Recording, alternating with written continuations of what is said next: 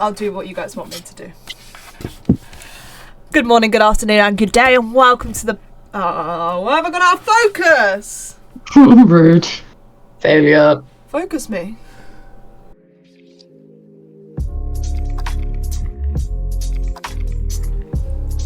Good morning, good afternoon, and good day, and welcome to the Parc'd podcast by Parc'd. Welcome to episode 4. We are Katie-less today. Katie is not feeling very well, so you got us three instead. I know we said in the last podcast that the podcast you'll be seeing this week would have all 4 of us. However, these two fuckers and Katie surprised me on my holiday. Oopsies. So what was originally meant to be me filming while on holiday with them guys at home ended up the 4 of us on holiday together, and we were then going to film the Parc'd podcast while away.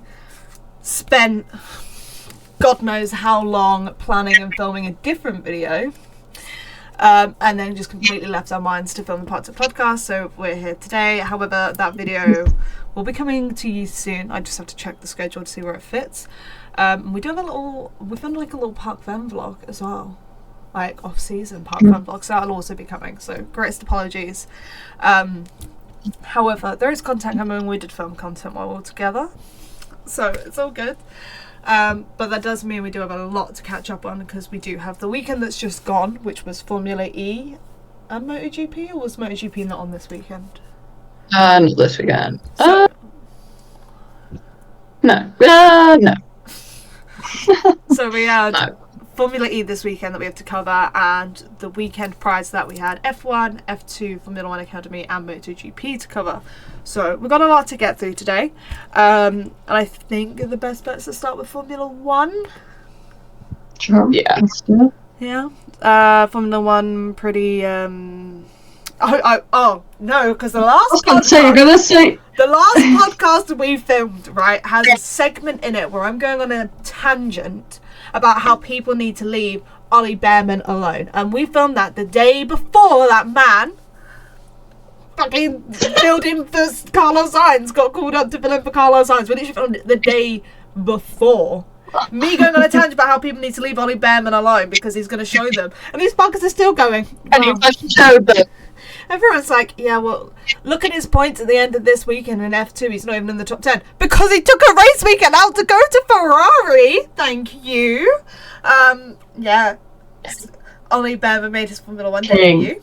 Icon. Absolute king. So proud of him.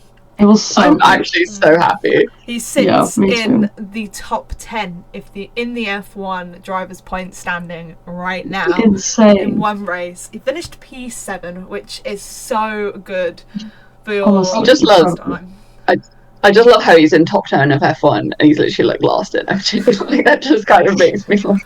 For real. But obviously they had to withdraw his car from the F2 weekend because he couldn't compete in both. Yeah, and so they can't. In F2, it's basically just impossible to fill in like that, especially because of when he got put into the F1 car. Carlos Sainz had done free practice 1 and free practice 2. He withdrew. People were saying that obviously he looked very, very unwell, and there was talk that he was very, very unwell during the first 2 free practices, so during the Thursday. And it was because he had appendicitis, but he has had his surgery and he is racing this upcoming race weekend. So obviously that's where Oliver Bearman stepped in for Carlos Sainz. However, because this call-up came before FP3, which was on the Friday, Formula 2 had already done their qualifying session, where Oliver Bearman actually was on pole position for the feature race. So you can't just put someone in after qualifying the same way you couldn't in F1. And it's also highly unlikely they would have anyone on standby to fill in F2. Like, so many things, so many reasons. So he did withdraw. Promo ran 1 car. We will get on to Formula 2 properly. And once again, Red Bull 1-2. Yay. Are we shocked? I was hoping it was just maybe the first race, maybe the first 2. It seems like it's gonna get a copy of what we had last year. But So that's not very good. But also for the second weekend in a row, we had an RBR 1-2 and a Ferrari P3, but we had Charles Leclerc on the podium this weekend instead of Carlos Sainz, Yes. obviously. Very happy. Imagine. Oscar Piastri finished out in P4. Yeah, really good weekend. It was really, really good. His teammate Lando Norris was on a different strategy. I believe it was just Lando and Lewis on these two separate kind of strategies compared to most of the other grid. Ollie Bearman started on a different strategy to everyone else, along with another driver. Part of me wants to say Valtteri Bottas, but I'm not 100% sure that's correct. Could be. They started on a completely different tyre. And then I'm pretty sure Lando and Lewis both went on to a separate strategy. Lando was obviously leading the race for a portion of the time. Those two decided to take a different pit strategy, where a lot of drivers all pitted around the same time because Lance Stroll went into the wall. And his engineer, yeah. Can you bring it back? Oh, I'm in the fucking wall. I'm in the fucking wall. That does mean that Lance Stroll did have to retire from the race. Which that is our first no. Pierre Gasly was our first retirement of the Formula 1 season. Oh, Pierre Gasly. You know, today it was announced he's a shareholder in a French football team. Ooh. Versailles, I believe. And so he's now a shareholder in Versailles. He's clearly getting ready for the Alpine downfall. We can say these things because Katie's not here. Love you, Katie, if you're listening to this. Pierre Gasly was our first retirement of the 2024 F1 season.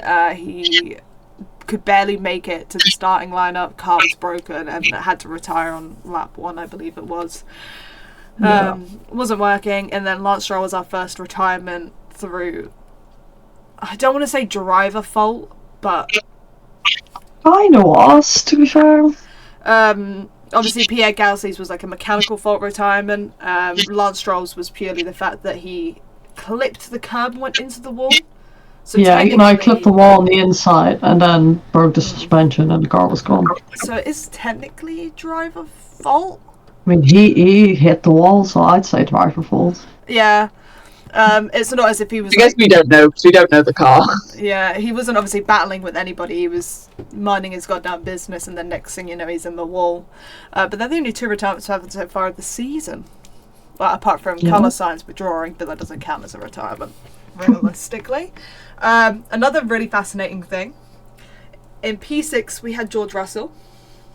In P7, we had Oliver Bearman. In P8, we had Lando Norris. And in P9, we had Lewis Hamilton. Which the 4 Brits all sat together in the finish line. True, they were all together, all bunched up. And Lewis, George, and Charles obviously all went and congratulated Ollie after the race, which I think was really, really sweet. And I'm pretty sure it was Lando as well. I'm pretty sure it was Lando, Lewis, and George were all giving him like little thumbs up and congratulations from inside of the car. Lewis and George waited for him after the race, and I think it was Charles as well, waited for him after the race to congratulate him as well. He did phenomenal this weekend. Yeah, absolutely. He had 1 free practice in the car, a qualifying, and then straight into the race. And pulling out a P7 is incredible, especially on a circuit like this. Very high speed corners, a lot of like street circuit vibes, obviously blind corners, just the warmth, nice and Jenna, just phenomenal job. Incredible job. Logan Sargent, I feel like, needs to have a little mention here. He finished P14 this race. His teammate finished P11, so Williams are doing quite well in terms of, how they were doing the previous race. Alex Albon finished P15. Logan Sargent finished P20 the weekend before. I don't think there's really much else to cover from that weekend. I think there's still a big talking point to cover for F1.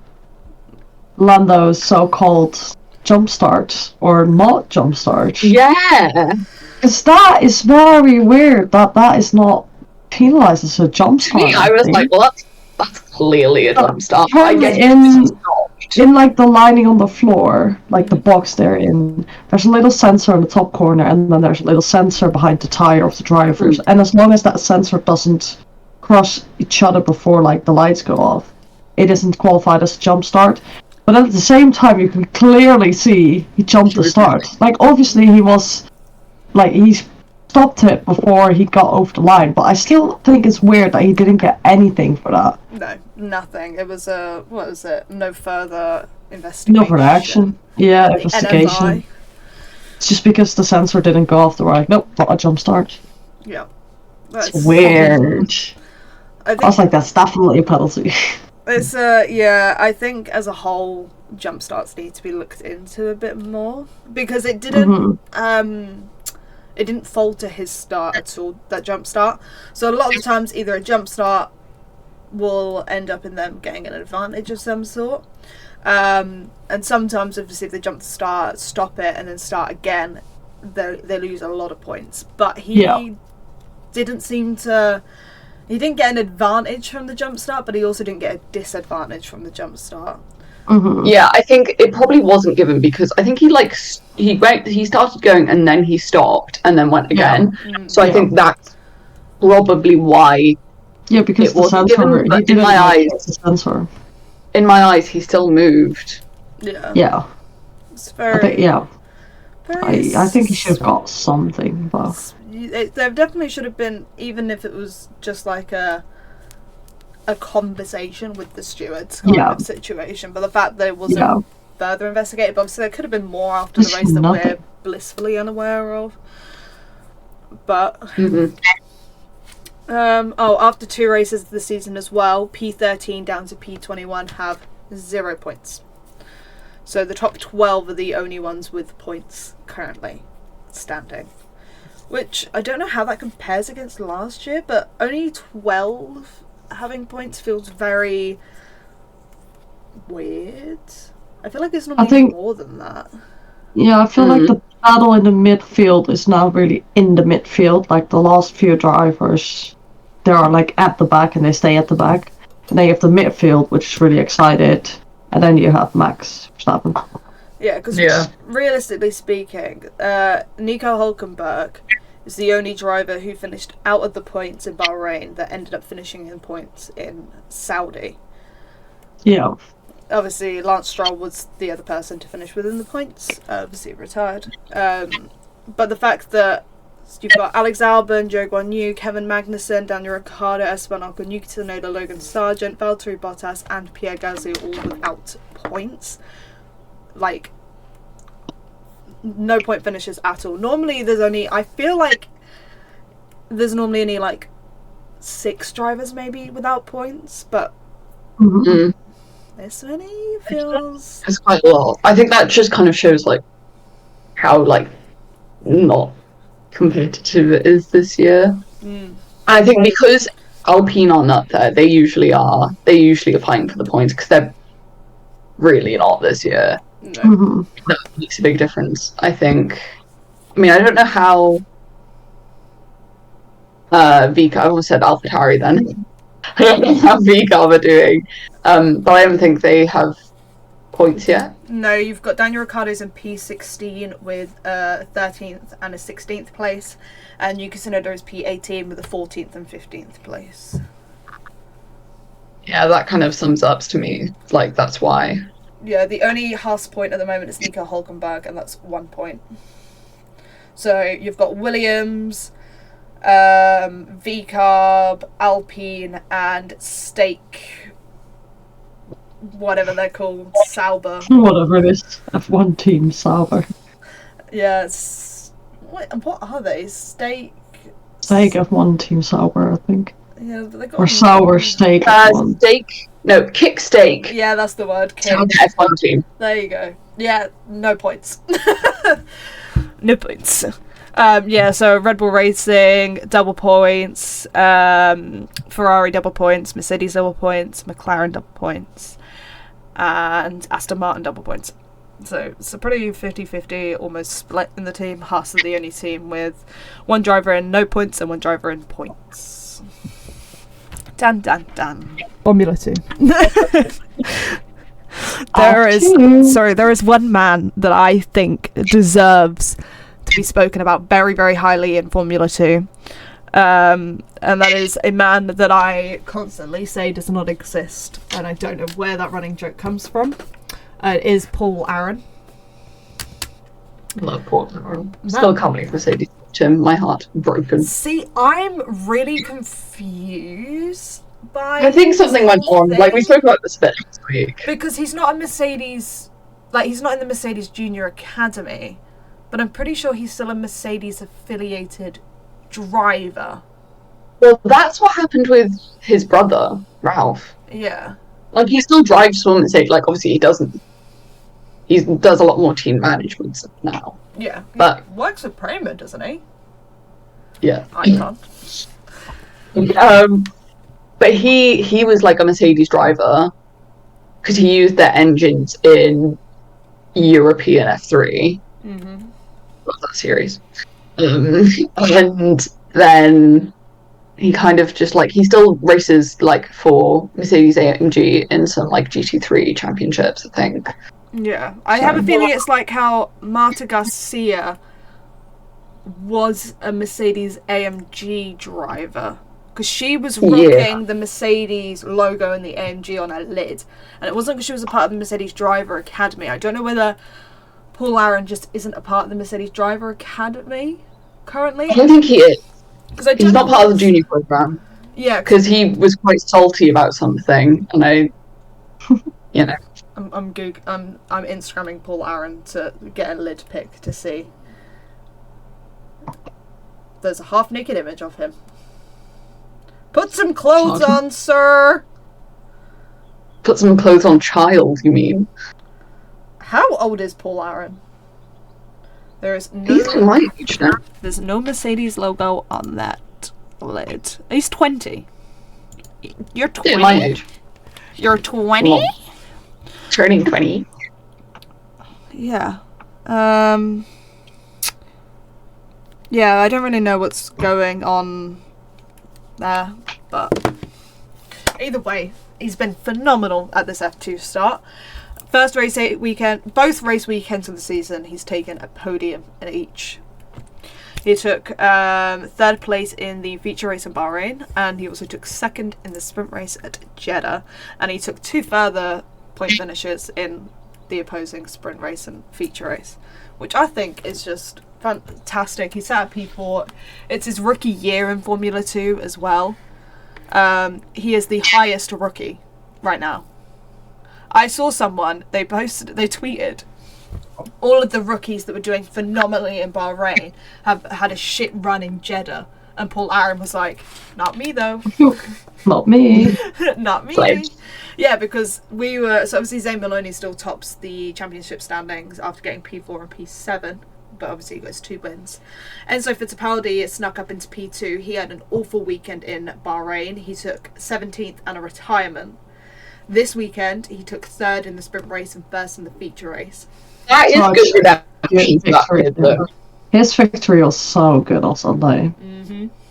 I think that's the redemption for him after like what happened at Jeddah for him. Like that's Jeddah, just not easy. At Bahrain. Jeddah. This is Jeddah. Bahrain, don't you mean? He won in Jeddah. No, I'm talking about his crash at Jeddah. Oh! What crash at Jeddah? Last year. Do you know? He went into the back of Théo Pourchaire, and remember he had to have like surgery on his foot. And... Oh! Sorry, I did not It was remember a that. really hard crash. For some reason, I didn't remember that being in Jeddah. I was like, I remember the crash. I was like, I didn't know it was in Jeddah. Yeah, it was horrid. There was a driver who currently sits at P3 in the standings who had a backwards moment to Enzo. So Enzo got P3 in the sprint and 1st in the feature. Dennis Hauger got 1st in the sprint and 3rd in the feature after Richard Verschoor got disqualified from the sprint race. Peak. Apparently, so he was talking into this like Dutch show on the TV, and apparently his either engineers or mechanics loaded in the starting map from 2023 because it was like a starting troll, like a map troll issue, they loaded in the starting procedure from 2023, which they obviously is very different in regulations than 2024, and that's why his start procedure got penalized, because they just loaded in the wrong mapping system for it. It's so stupid that you can make that stupid of a mistake. Like, because Roman Stanek also got disqualified, and it was a trident fault for them both to be disqualified. But obviously, rules are rules, as shit as it sounds. I was quite shocked to see Richard Verschoor win the race. Like, that's not discouraging. He's one of those drivers that just suddenly comes around and dominates a race and wins it. He's and like under the radar. He does his job. It's giving Ralph Boschung first race of the season last year. I kind of miss Ralph Boschung, I'm not going to lie. So sad he's not in F2. So sad, he's been there for like 10 years. Literally. No, exactly, so he's iconic. He can't just leave. Would you say the same thing about Marina Sali? No, leave. Yeah, I didn't think so. Him and fucking Cordeal.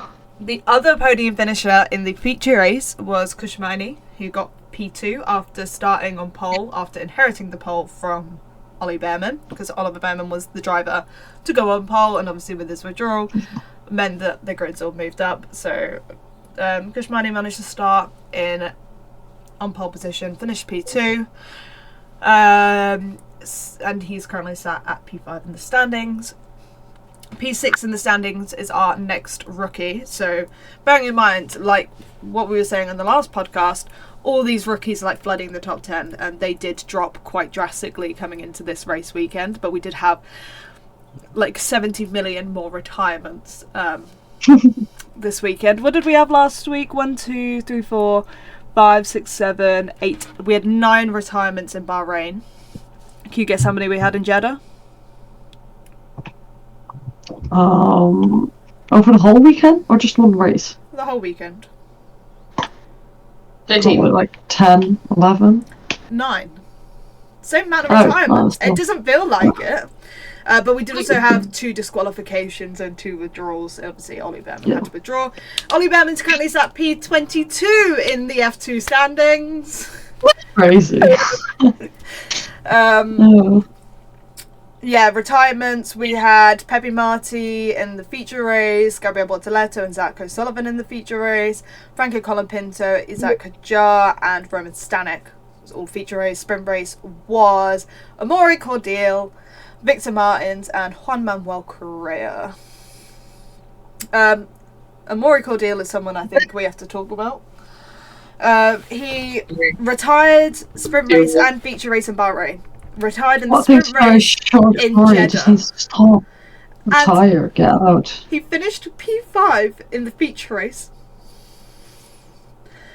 Did you not see that feature race? Oh, okay. So, you had Enzo Fittipaldi running in P1 and Kushmani running in P2. Yeah, all this is happening on a Saturday. Like, I can't watch this shit.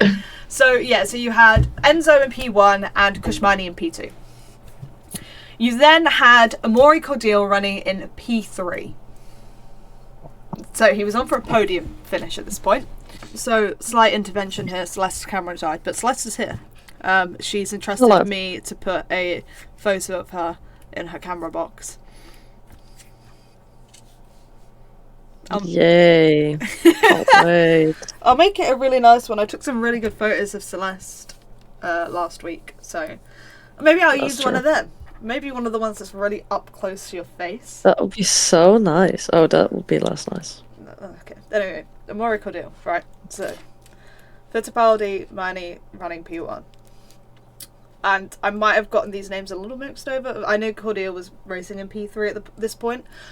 But I'm 99.9% sure Jack Crawford was sitting in P4 and Dennis Hauger was P5, and it was down to the last lap that all of a sudden Dennis Hauger managed to get round Crawford and then get round Cordeal, and Jack Crawford managed to get round Cordeal in like that final little, I'm pretty sure it's the final sector of the final lap. Yeah, something like that. To get across for Dennis Hauger to finish P3 Jack Crawford finished P4, and then Maury Cordeal to slip down to P5. A win is a win. That's crazy. A Win win is a win. And Andrea Kimi Antonelli finished P6 in both races, which is a great improvement for Prema. I don't know how many times I've had to tell people, Prema are shit in Bahrain, but they will come back stronger than ever. Yeah. For the rest of the races, it's always Bahrain. That first race of the season is always the downfall. As proved, Ollie Ben was on pole. I think he would have probably dominated in both races and gone podiums probably in both races. Definitely the feature race he would have got one. I could see him getting one in the sprint race, obviously, if he didn't have to withdraw because, you know, other unimportant things that occurred.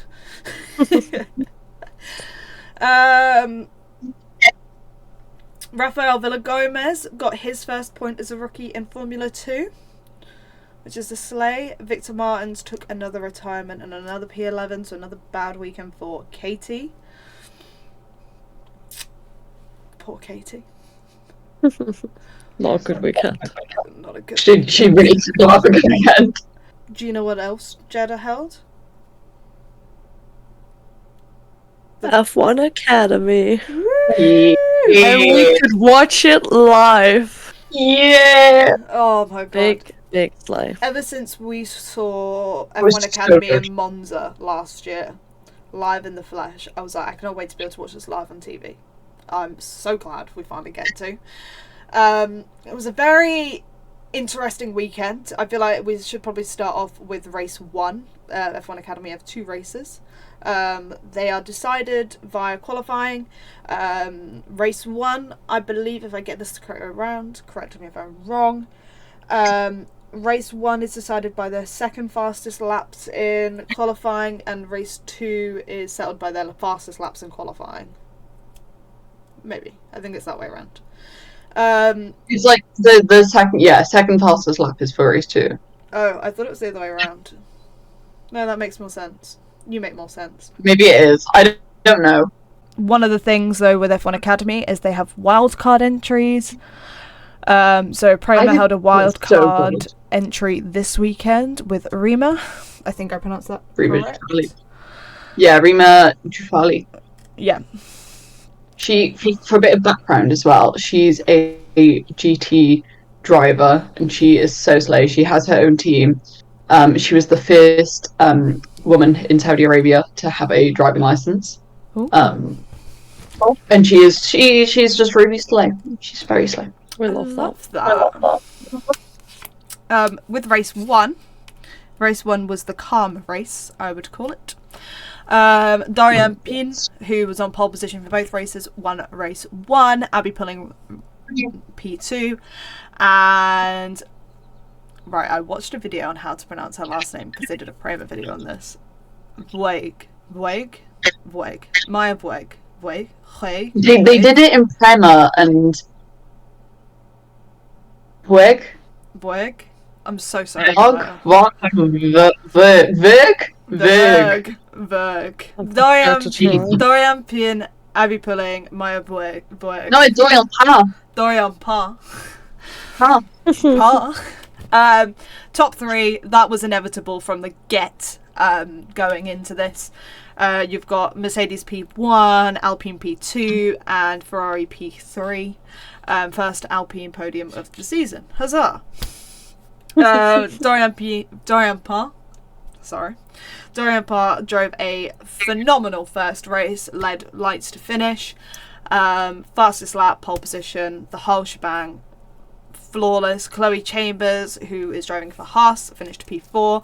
Bianca Bustamante for McLaren finished P5, and then Tina Helsman for Aston Martin finished P6. No retirements in the first race of the season. However, both Nira Marti and Leah Block both classified but did not finish the race. What happened to them? Because I didn't watch the first one, I only watched the second one. There was a crash on the last lap. Second to last lap. I'll take your word for it. if I can remember correctly. That might be slightly wrong. But I can't figure out what happened to Nira Marty, because what happened to Jess Edgar? I know I've watched it, but honestly, I don't recall. I think I haven't watched it, but I think she had an issue. Yeah, I can remember so much from race 2, but not race 1 for some reason. I think that's because race 2 was so dramatic, which we'll get on to race 2. On the podium, Dorian Pin finished P1, Abby Pulling P2, Maya Vui P3. Didn't end like that. Starting off with obviously how this all ended, and then we'll go into the race stuff. So there was safety cars, blah blah blah, and then Dorian Pan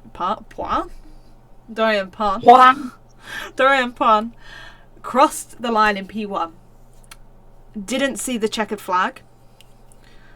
Also didn't see the board. That angers me so much. That Abby Pulling was obviously on about the board, but the board only comes out after the person's crossed in P1, so she wouldn't have seen the board anyway. Crossed the line in P1 and didn't get told on her radio that she'd completed the race, and she was asking how many laps left. I love Doria, yes, but I also do... She had a radio issue.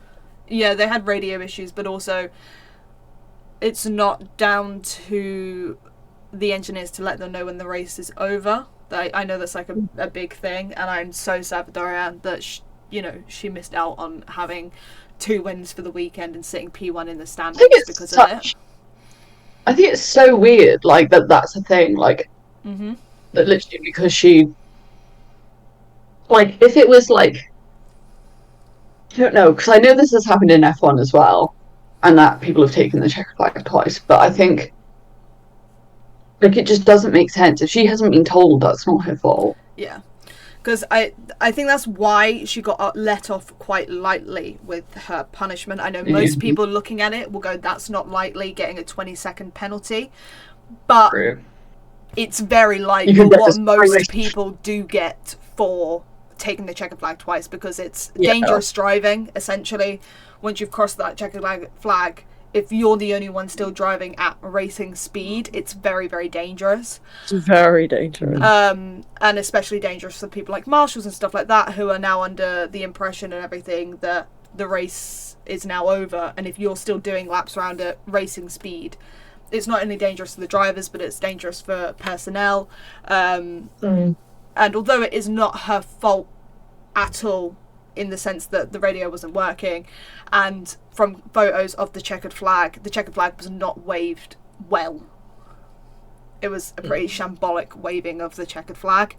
And my heart does hurt for Dorian at the fact that her race has come down to that where she loses her win. She finished P9 with the fastest lap. I just feel like it doesn't affect the final. Yeah, because championship standard. Yeah, because obviously Abby, say she loses the championship from that. Yeah, because Abby Pulling obviously goes up into P1, so she is top of the drivers' championship with 44 points at the moment. Maya is P3 with 33, and Dorian is P3 with 32 points. Nira Marty did inherit the third place onto the podium. She currently sits at P5 with 15 points behind Bianca Bustamante, who's P4 with 18 points. She got 5th and a 6th place across this weekend. There was a lot of controversy around her driving this weekend. She was cutting a lot of track limits. I know at the beginning of one of the races she did say that she was having troubles with the car, like it felt like the car was broken. But they checked and it wasn't. They asked her to pit and she didn't pit, so I'm assuming they fixed whatever the problem was, or could fix whatever the problem is. Not entirely sure why she didn't pit when in the same lap as her saying problems with the car. Following lap, ART said box the car and we'll check, and in that same lap of being told to box the car, there was a safety car pulled out. And I believe that was the was that the collision then? I need to make sure I get the facts right on this one. So Lola Lovensvoss, she finished P8 in the first race and retired from the second race for this thing that occurred. Clipped Chloe Chambers. Yeah. I'm correct as well. Pretty sure she went into the rear of her, spun herself out. Or no, Chloe went into the rear. One of them went into the rear, the other spun the other one out. I think I still have the video on my phone. So, okay, yeah, Lola cut out across of Chloe Chambers. Chloe Chambers thunked into the back of Lola, right? Thus, spinning Lola out, which is very hit or miss who's in the wrong there. Normally I would say the driver going up the backside of another driver is probably the problem. However, it wasn't a very clean or well thought out overtake. So I'd say more of like a personally for me, obviously I'm not the FIA, so don't shoot me. But You're not the FIA. I'm not the FIA, nor am I affiliated with the FIA. I'd say it's more of a like a racing incident as opposed to like anything. The problem isn't there, it's the fact that Lola span out and then proceeded to rejoin the track while cars were still going past her. Yeah. Thus, It's not smart. pulling out into Leah Did she do a Lance Stroll? Yes, she did Worse. do a Lonstra. Worse. Oh dear. Pulled straight back out onto the track into Leah Block. She let like 4 drivers go through and then just pulled straight out into Leah Block, who was minding her goddamn fucking business.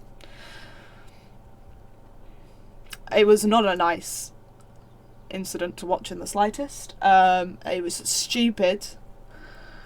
And it really fucked up Leah Block's race weekend. It's her first. This is the thing. Everyone keeps saying it's her debut in single seaters. It's not her debut in single seaters. She's competed in the past 3 rounds of the Formula Winter Series.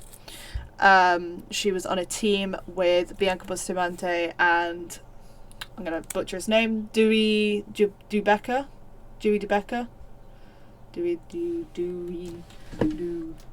He's sponsored by BWT. He wears pink normally. Cute.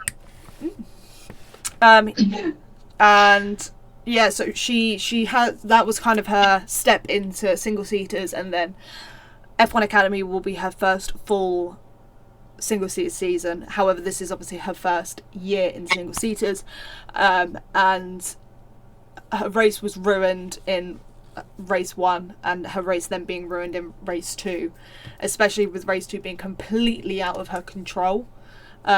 Is insane. Nobles had some problems in race 2 as well. Pretty sure did she go into the wall?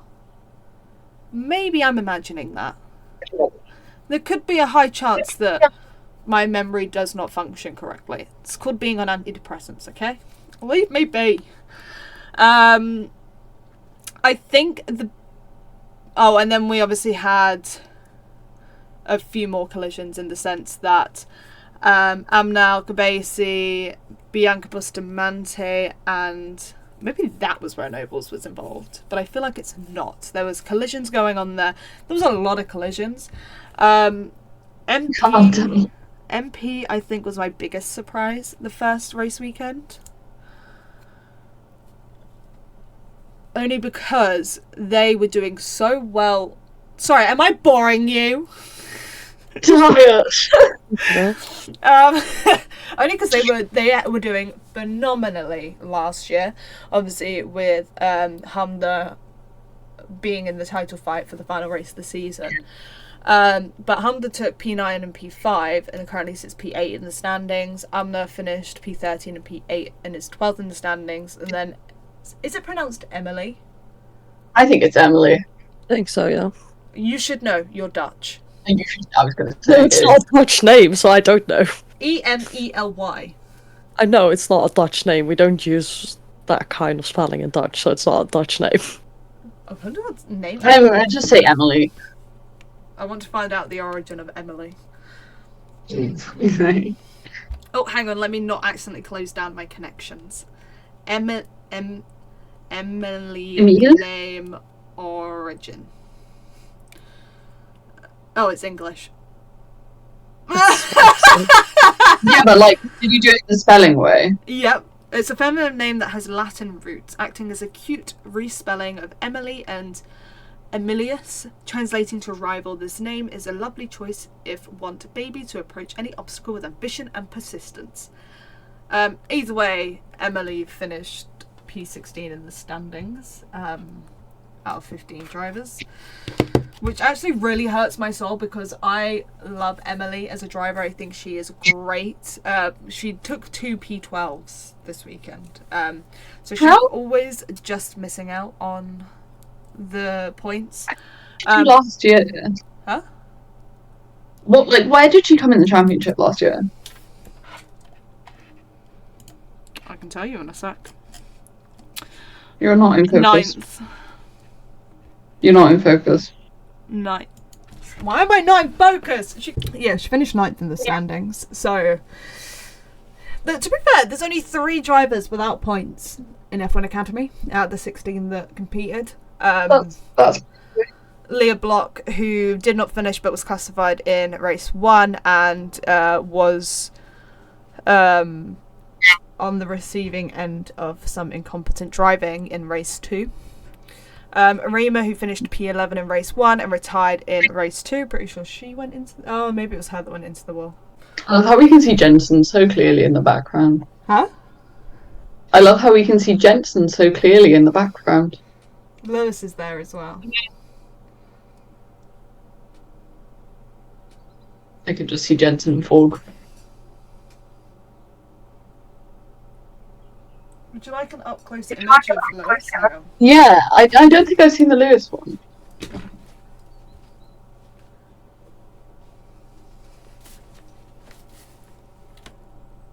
Oh, because it's a drawing. I was like, Yeah. what's that white thing? Yeah, so it's got his like lid around it, and then his head. Like it. He sits with Jensen and falls on my bed. Teehee. Ah! Hang on, I've unclipped me headphones. Bear with. Oh. There we go. Right. I think that's everything to discuss in F1 Academy. Can't think of anything else. Next race weekend is in Miami in May. So we've got a nice break, which most people complain about, but shout out. Chloe Chong did a interview with Jim Kimberly for Feeder Series, and he asked her about what it's like having these like long breaks in between races, and she said for people like her who her Formula 4 debut was last year, because F1 Academy is Formula 4 for people who don't know about where it sits in standings. It's Formula 4, because it was her debut and everything like that. She found it so much better having the gaps as opposed to having back-to-back weekends, or like a weekend on, weekend off, weekend on, because it meant that in that break she could really focus on where she needs to improve and stuff like that, and she didn't get that time in when like races are so close together, which I think was really interesting piece of information. It is, because when I spoke to Abby Pulling, she was like, oh my god, this is the most time I've had on a racing track, it's been amazing. Oh. So obviously I guess she's probably then seen the gaps in the calendar this year and thought, I need to do another series with this because I need some racing time, which obviously she has decided to do in the end. We kind of knew she was going to be doing F1 Academy for another year. She obviously couldn't say it. Yeah. So in the interview, she's like, I don't really know what I'm doing next year. And I'm like, hey. But yeah, so I think depending where you are in your career, sometimes it can benefit you, sometimes it can't. I think that really does show where like someone like Abby, who is quite experienced in cars and has done a few series, compared to somebody like Chloe who was debuting last year in single seaters, shows how the calendar benefits different drivers in different aspects. So maybe a mix of having some close together and some far apart is really good. Yeah, I guess it's just difficult because you can't like for someone like Chloe, you can't force them to be ready for that. Mm-hmm. But then for someone like Abby, you can't hinder her and not her race. Yeah. So MotoGP, we were racing at Qatar, so it's the first round. It was going to be quite exciting. A lot of new things, a lot of new aero on the bike. So the MotoGP race started off with a delay. Well, should we do Moto3 to MotoGP, or should we do MotoGP to Moto3? Moto3's first. Let's do that first. I answered my own question. So yeah, Moto3's first. That also started with a delay because David Munoz stalled on the grid and then didn't listen to the people who were giving him instructions, who were literally stood in front of his bike telling him to get the hell off the grid. But yeah, so the race director literally had to stand in front of his bike to tell him to get off the grid, and he still was like, no. What the hell? And it got to the point where the race director went off the track, and then he was like, fuck it, I'm coming back on, and you are getting off this grid. So he ran across the grid again, to get him to come off the grid and do the pit lane start. But it was actually hilarious because I was just stood there like, these kids, like, please. So the podium was David Alonso in P1, Danny Holgado in P2, and Tayo Furusato in P3. David Alonso took the lead on the final lap to get past Holgado, who was literally like leading practically the whole race, and yeah. Sorry, the only name I know is Denny Holgado, so I'm a Denny Holgado stan. Furusato came from 18th on the grid, P3. So that's see him in MotoGP pretty good. In 2 years. I'll see him in MotoGP in 2 years. Hopefully. But yeah, there was a lot more drama because Rueda, who was in the podium places, crashed on lap 3, and that was like his first race. Was his first race last year or this year? I can't remember, but he's a very good young driver. And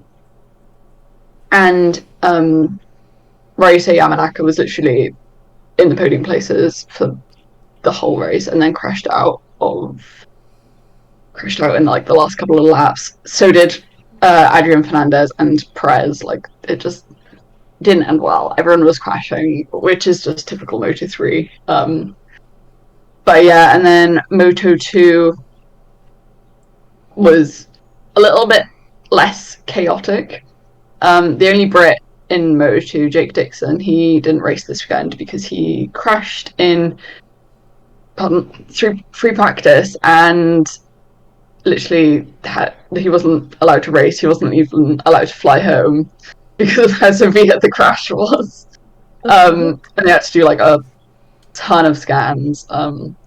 But yeah, so that's not the greatest start to the season for Jake, and I think he really wants to get something done this season and try and get up to MotoGP. But yeah, so the podium was Alonso Lopez in P1, so we've had a double Alonso win technically from Moto2 and Moto3. Alonso Lopez P1, Barry Baltus in P2, and Sergio Garcia in P3, which this was Alonso's third win, so it was pretty slay. He was basically leading the whole time, but Aaron Canet was on pole, and he just had such a terrible start. Like, he was just going down, and we were like, not good. Got back up to the podium again, and then just completely lost pace and went down to like 10th. Oh god. Jesus. Yeah. So, wasn't slow for him. But yeah, I think this is one of Garcia's like first podiums, I think, as well. Ooh. In Moto2, so that was pretty slay. And the improvement of the racing in Moto2 is insane. So they're using Pirelli tyres this year. Yeah. And it's this time they started using Pirelli tyres, and it's improved the racing so much. Like, Moto2's kind of been known as like the boring category. Like, it's just not been as good as it should be. But it's really improved. But then with that, you're seeing like the struggles. Like, Jake Dixon's crash was probably caused by cold tyres, so it's trying to work with that. So a lot of people have said like they need to get in contact with like some of the superbike teams to see like how it works for them. So Pirelli's literally providing the tyres, I think, for all of the series this year. So, a bit more interesting. But MotoGP was exciting and chaotic as always. Not for me. Carry on. Yamaha's just terrible. It is. But yeah, so there was a delay in MotoGP as well because Raul stalled, and he then ended up causing mechanical issues for basically the whole grid because they have this. Oh god, what's the name of it? It's like they have a device, the ride height device, which they go extra low for the start of the race, and so because it was taking so long, it was in longer than it should have been. Like it started causing issues for the whole of the grid.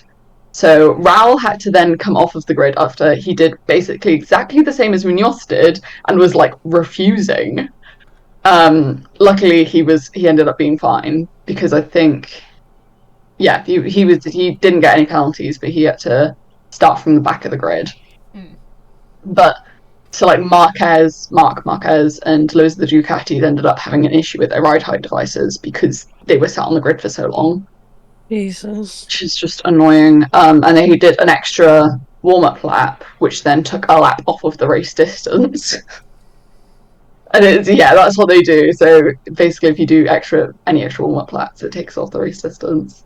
But yeah, so P1 was Pecco Bagnaia, reigning champion. We kind of expected it. Yeah, we did kind of expect that. And Brad came to second. Brad Binder, quite surprising. Yeah, no one actually kind of expected that on the KTM. Bindering it. No Brad Bindering it. Yeah, he did pretty well. And then Jorge Martin came P3. Again, he was on a Ducati and fast, like always. You know, he's one I'm really, I think, will fight for the championship this year. I don't know who that is.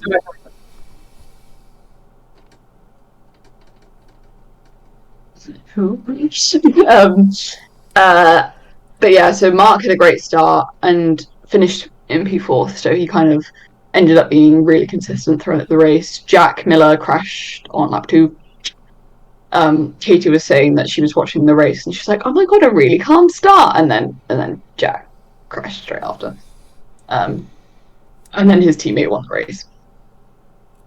So really not good for Jack. Terrible race for Aleix Spargaro. He just didn't have a good start, and then he just couldn't continue to be consistent, which is just a bit terrible for him. But, you know, peak. But the fastest lap of the race came from Pedro Acosta, who is 19 years old, and that was his first race in MotoGP. Oh, Slay! I might put him in my potential new favourites because I'm fed up of being depressed. That would be good. My favourite driving is making me very depressed. Love you still. But yeah, like Pedro's been incredible. Obviously, he had a bit of like his whole career in MotoGP, as in from Moto3 to the Premier class now. Like Moto3, he won his first year, went straight up to Moto2. He then crashed in the first couple of races of his Moto2 career, broke his femur and tib, I want to say. Anyway, he couldn't ride for a long time. He came back just after Silverstone. The only reason I remember that is because I saw him in the paddock hobbling around. And then he won his second year in Moto2, and then went straight up to MotoGP. So yeah, he's kind of insane. He's 19 years old, and I think he'll win a race this year. I'm gonna say that now. I think he will win a race this year. That'd be incredible. I don't know. Let me see when he's born. No, he's a month older than me.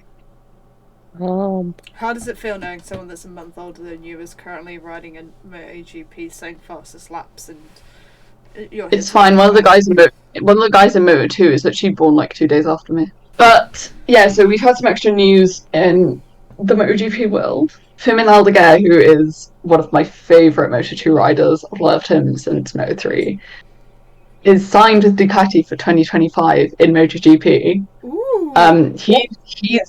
He's pretty young. I need to check how old he is, but the team hasn't been confirmed yet. But Ducati have like at least 6 bikes on the grid, so Who do you think he's going to replace? I think the rumours are that it's going to be Pramac. So whether Jorge Martin then leaves Pramac to go to Ducati. Or to just disappear off the face of the planet. That'd be nice. Yeah, unfortunately, I don't think that's going to happen. But Firmin Aldeguer is 18 years old, born in 2005, and he has been given a MotoGP contract. Why are we allowing kids born in 2005 to race in, like, top-end sports? First Oliver Bearman, now this guy. We get the 05s out, okay? They're children. Well, I think the whole thing is, like, it's actually been quite a big talking point in MotoGP is, like, how old we're letting these riders ride. Especially after the death of Jason Dupasquier. He was 19 years old in Moto3. So they literally they raised the age limit for how old you have to be to race in Moto3, because I think it was 14 years old. I think they either raised it to 16 or 18, but it's so important to do that. Like, not a lot of these people are going to have concept of like how difficult this is going to be and how much they're probably putting themselves at risks. And like you see that a lot. Obviously, Dennis Ontiu, he had a really bad crash in America, and people were really criticizing him. And I don't think he was even 18 years old. So that again was one of the talking points. So yeah, but we're racing again this weekend in Portimao. Oh, Shall we go? Shall we go? Shall we all bin off any work commitments, life commitments, go to Portimao? I actually would. Because I will, yeah. I would, but I've got a game this weekend. Like I said, bin off all work commitments. The Portuguese Grand Prix... Portuguese Grand Prix at the Autodromo Internacional do Algarve. 15 corners. It's kind of described as the roller coaster. It's got a lot of what's it called? Undulation? Is that the word? Don't ask me. It's hilly, basically. It's like yeah, it's fucking hilly to climb to get a seat. Yeah. When it's like 30-something degrees outside at midday with a UV of 9. But yeah, Moto GP there. It's pretty dangerous. Fabio Quartararo top 10. Calling it now.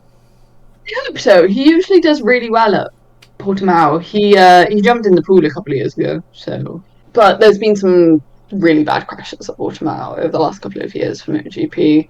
Obviously, Frankie Morbidelli, he's the one that had a crash there in Teston and had a blood clot in his brain, which is not Slay. We don't know if he'll be back this weekend. Sorry, I'm just checking a message, so that's confused me. And yeah, and then Pol Espargaro had a really bad crash there as well, and he was out basically the majority of the season. Jorge Martin, I mean, they kind of say like he broke every bone in his body. He didn't, obviously, but he had a really severe crash there on the main like one that goes straight down. Do you know which one I mean? Yeah, he crashed there. And it was really, really, really bad. So fingers crossed nothing happens this year. Because it's a bit scary with MotoGP, just because the riders are so exposed. Do we want to make things electric? Electric? Oh, Sam Bird, you saucy, saucy devil. Formula E in Brazil, baby. What a race that was. McLaren's first win in Formula E. Is it Yes. first, isn't it? Yeah, it is. Sam Yes. Bird took to the top of the podium after what I heard was apparently a very eventful last lap, except my stream froze. It was. Did you watch it? I did watch it. Do you want to lead? Yeah, sure. Lead. I haven't watched quality or anything, so it's just gonna be the race. We obviously had a fantastic start by the one and only Antonio Felix da Costa. I won't stop talking about him, but he overtook from he started at P8 and he was in P1 of the 3 laps, which was just fucking incredible. Love that man. But from there on as well, no one really wanted to lead because no one wanted to like lead the pack out and having to deal with the energy reduction and stuff. So it was just Sam Bird didn't want to leave, Mitch Evans didn't want to lead, so Antonio was left to do it. But then after some attack modes, it all switched around, and it was basically the whole race a switch around from leading drivers and top 3 until in the last lap it actually got decided. Like Sam Bird overtook Mitch Evans on the outside on like the second to last corner, where you don't really see overtakes happening normally, so it was absolutely insane. And then we had an actual photo finish for the last podium place, which was also absolutely crazy. And I think just this whole race, it was like a lot of overtakes, a lot was happening, the attacks mode were used very well, so yeah, I think overall just a very good, very fun race to watch with a McLaren win for the first time ever. I'm so happy with Sam Bird. Like, he genuinely deserves this so much. Oh yeah, absolutely. He's had such a shit last couple of years. Yeah. Like, obviously he kind of fell out with Jaguar. Well, he didn't fall out with Jaguar, but he knew he wasn't the number 1 driver there. Yeah. And he kind of couldn't change their minds. Obviously, he was with Envision, and then that kind of ended because he was really fighting for a championship, and then wasn't successful, and he hasn't really been up there since. Mm-hmm. As much as you can't be in Formula E, everyone's competing, but he hasn't. Unless you are. But I said that. Carry on. I think he's found such a good team in McLaren. I think Absolutely. it's everything that he stands for, his ethos. I think he's got a really good relationship with Jake Hughes as well. And he deserves it. It made me laugh. He said something about like the old dog still has something in him or something. He said when he won, but it's just that's Sam for you. He's great. He's probably one of the loveliest drivers I've ever met. I love Sam so much. We met a lot of the outside of the XL, wasn't it? Yeah, it was outside the XL. I think it was the series that they used to do, the Envision series, behind the grid. No, something. Can't remember. I know what you're on about. It's like my favorite thing. That got me through like COVID, like. So that man is just he's just brilliant. I just lost my nail. Hang on. Oh dear. I was flicking it because I was trying to see how sturdy it was, and not sturdy. But yeah, halfway through the race, Nick Cassidy did crash out, which obviously Nick Cassidy was leading is still leading the championship, but that took a big hit to his points, like crashing out. He hit the wall quite hard. So we still have Nick Cassidy on the number 1 spot, followed by Pascal Wehrlein and Mitch Evans in 3rd. So that's an exciting change in that standings. I'm gonna make you even happier, because driver standings, we still have Jaguar in P1, but up in 2nd place now is Porsche, and DS Penske has dropped down to 3rd. You weren't here last time. Guess where else Porsche are up there, baby? So yeah, we had some changes there. Sorry. No, that's alright. It's Look, I won't be able to celebrate next month. We're gonna get bopped. Bop it! Bop. So I can't believe you call it bop. Whack Elms Bop. Why did it be Whack Elms B-O-P? Yeah, no, but it's What do you BOP. call it? Bop! BOP. Oh, thank it. God. You're normal. BOP. Bop it! Yeah. Bop it, lock it, polka dot it, country fire. Even Americans call it BOP. Well, I'm cool, so. Oh, Sure. But yeah, that's how the standings are looking now for FE. Good race, very exciting. I'm Jenny Felix da Costa finally got his first points, and Yes. it's in beef And a with very me, good COCO race as and well. CHELLE. Yeah. What about us? What What about about- everything we've been through? Gonna have to. Huh? Said, what about us? You know I never wanted to hurt you. It's okay, we'll beat him next month. What am I supposed to do? I gotta leave, but I'll miss you. Sorry. Stoff would never do this to me. I'm a Stoffel Van Dorn hater.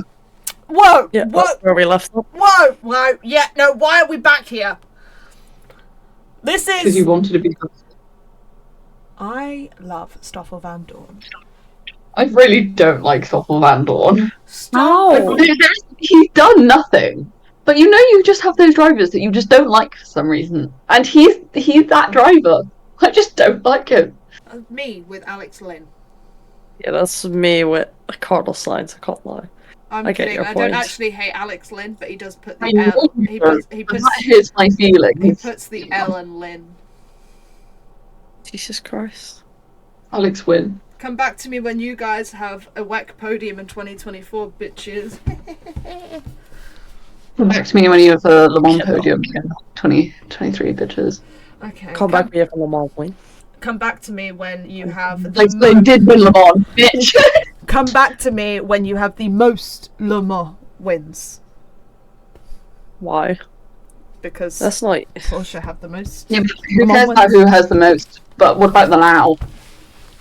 Talking about now. If we're talking about now, bitch, we got it. 1, 2, 3.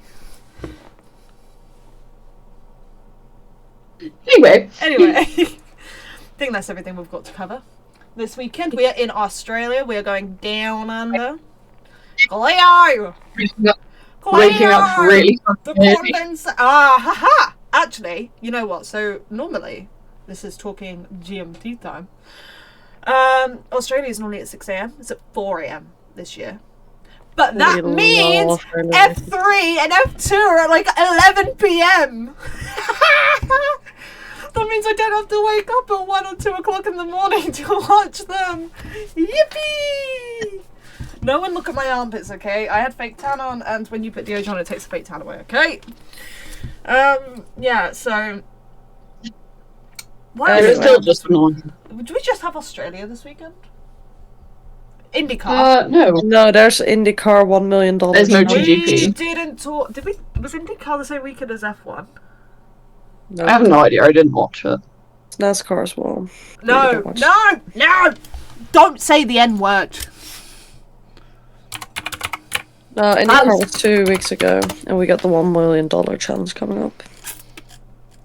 Yeah, no, yeah, it was St. Pete the same weekend as Jeddah, so we haven't talked about it, but I didn't watch it, so. I didn't watch it either, but go Callum Island!